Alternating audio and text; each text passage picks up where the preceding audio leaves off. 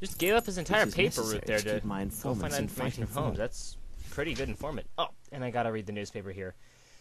Basically read through this one already. Celestial phenomenon, the stars are aligning. Not a good sign. Strange disappearances go happening all over the place, including a Sweden princess's, bodyguard, I believe. Deceased, the guy at the lighthouse. Always the first to go in a Cthulhu thing. Strange fish, a guy fished a red-colored wig out of the river, which belonged to a local theater company, probably performing the Yellow King, or the King in Yellow. Can never remember which way it is. There's also some other thing here. Let's laugh a bit. A man enters a butcher's shop with fingers cut off. Says, "I like to put a lot myself into my work, but I'm a lot less handy." Ha ha ha. A doctor has suddenly invented about 40 years ahead. What's it called? I think it's it's like orbits or something like that. The licorice resin gum. It's and then daring thieves. Several burglars were struck prominent hotels and private estates in Paris. This is actually a foreshadowing for other Holmes game coming up. That is Sherlock Holmes' Nemesis, where he fights. Frack, I don't want to do that. Sherlock Holmes' Nemesis, where he fights Lupin, who was the basis for the Lupin the Third character of Sherlock of anime fame. I know I'm really giving a lot of useless trivia right here. I know we don't want to go that way. I'm giving a lot of useless trivia here, but I'm a really big Sherlock Holmes and mystery fan, so this is really my department. And let's see if we can get the pigeon to move. We cannot. Even the pigeons in Britain are stuck. I'm like, no, I'm not getting out of your way. Pigeons clogging up the road. Officer, can you help me with these pigeons? Pardon me, I'm looking for the Barnes bookshop. Would you happen to know it? I know the place, know it well, Mr. Holmes. The bookshop is on Glentworth Street. Okay, take your first right and then the next left, and you'll find it straight away. Okay, go right, then I go left, and I'll be straight away. Got it. Very clear instructions there, sir. And a man chats up a whore. More super brave pigeons. Hello, man with cigarette and bowler hat. Oh, you look very well kept. And here we have a puggle dog. It's a flat-faced puggy dog. Can I grab the dog? Can I pick that up? No. Oh, sad face. I'm gonna run here for a little bit, because running is fun. Lady outside of a hat store. Hello, lady with hats. You don't want to talk to me. Alright. We have people in mustard-colored outfits here. My respects, Miss Fleming. Oh, Miss Fleming. Good day, Mr. Holmes. Good day. Good day. My respects, Miss Fleming.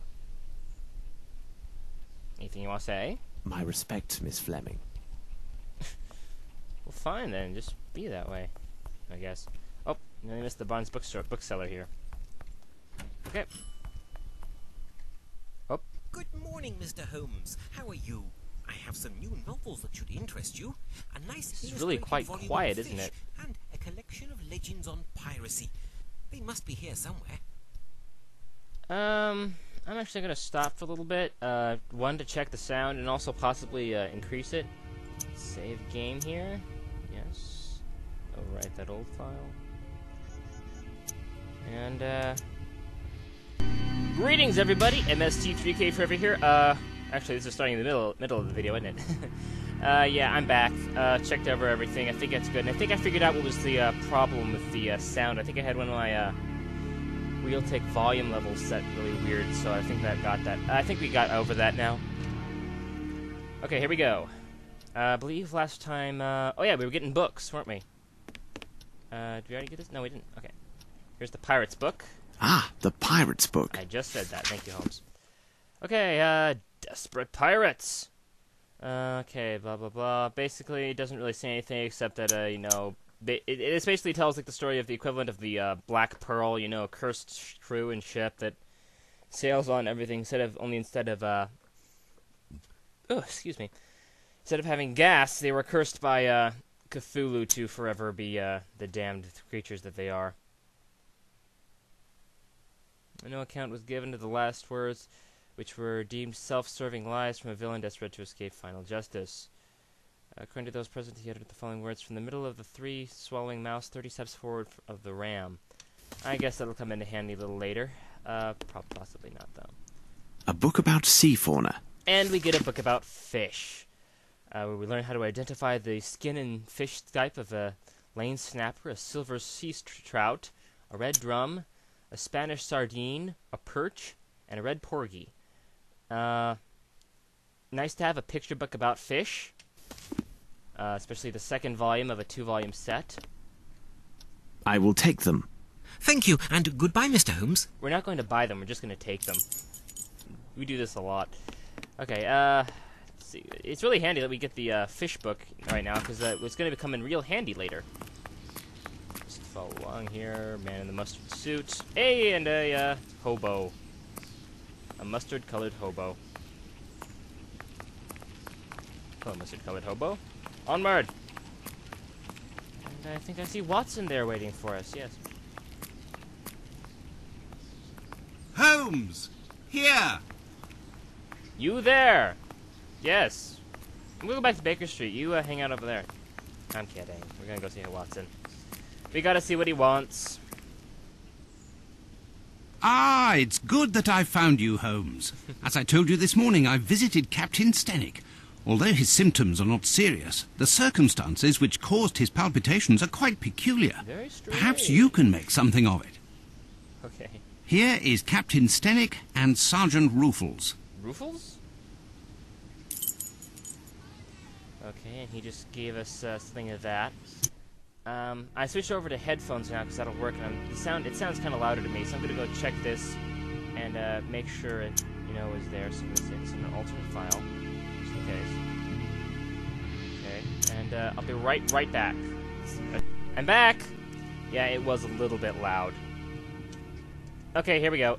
This should be at a more equalized volume level. I gotta remember it's main volume notch 2, wave volume notch 1 or notch 1.5. What do you make of this, Holmes?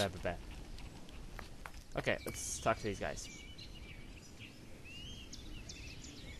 Hi. Captain, I understand from Watson you are quite upset. Any man will be the same, and with less provocation. My servant has left in the middle of the night.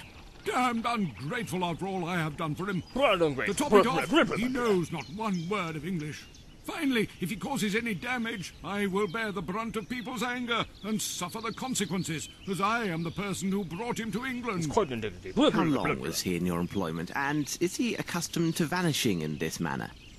We returned from Australia more than 5 months ago now. But to his credit, he never left this house before now. He is afraid of the city, as are many inhabitants from open spaces. Could he have stolen something? Claustrophobia from London City? That's extreme. How much money does he have on his person? Frankly speaking, he didn't have any money. I kept his wages for him, and they are in my safe. Yes, I'll pay you, but I'll just any keep event, all the what money the for you, deuce because would you're, he have a need for you money? can't spend it effectively. Who knew that he worked at your home, and had he any contacts here in London? Anyone who deals with me professionally knows Baopa is my personal servant. As for his contacts, they are limited to the delivery men who bring food or other items to my home. What reason could he have to see anyone other than myself? I mean, I'm the center of the goddamn universe! Hey, Ruffles, what you got? Now then, Sergeant, what is it about, and what elements of the crime do you have documented? Referring to the official report, the following particulars were taken down. A young Maori responding to the name Baopa was reported missing by his employer, Mr. Stenick. No one in the surrounding area saw or heard anything relevant to this incident.